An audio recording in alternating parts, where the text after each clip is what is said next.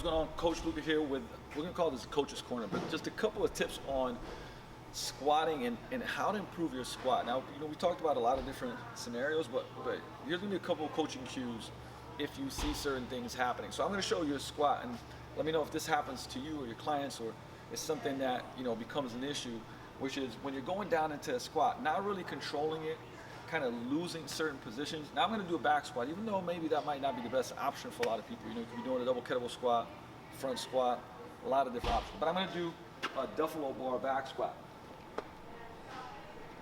I absolutely love this one. So think of like how sometimes people will go down into that squat position and just kind of drop to the bottom and then bounce out of it, right? So you'll see this unsmooth kind of pattern, especially that bottom position, right? So where you're kind of coming down, losing, and then just bouncing out of that, right? And so a couple of things that, you never want to,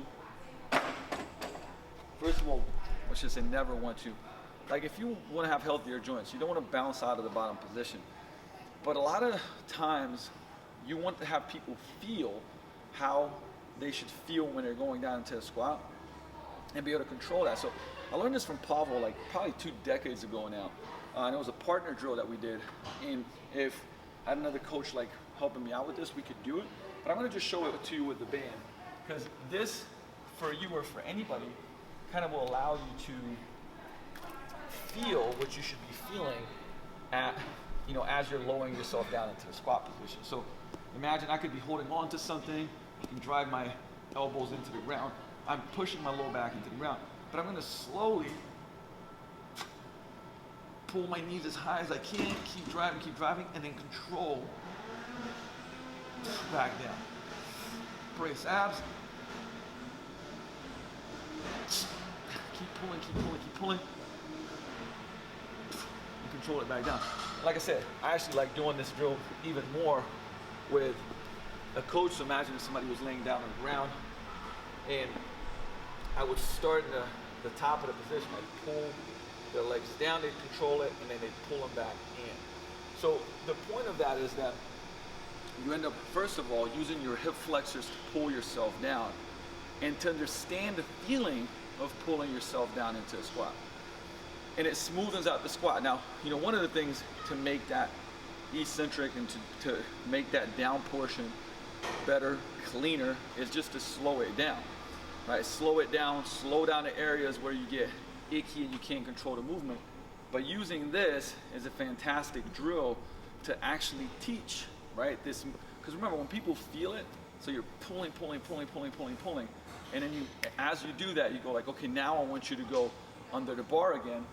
Another drill that I like here too, which is a hip flexor activation drill, is doing some type of light. Like I said, you don't want this band to be crazy challenging heavy, is hold on to something.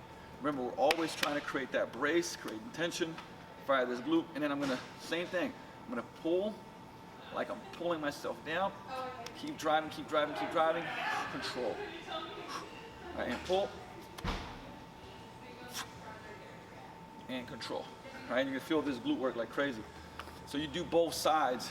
I even like longer holds, like 5-10 second holds at the top many times. But now, a couple of things that happen, right? And remember, what we're not doing is, we'd be doing hip mobility drills. It's not like there's not other things that matter here, but this is just a great coaching cue that is gonna now help you do that. So imagine you went and patterned somebody through 6, 7, 8 reps, had them do some of the activation stuff. Now you get them back under the bar, and now they understand, okay, now I want you to pull yourself down, just like you did earlier.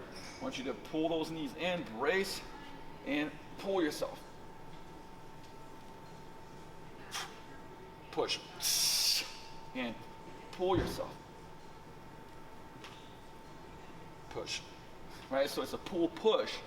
And it feels, first of all, people will feel much more stable, get better depth, have better control, not having those drops.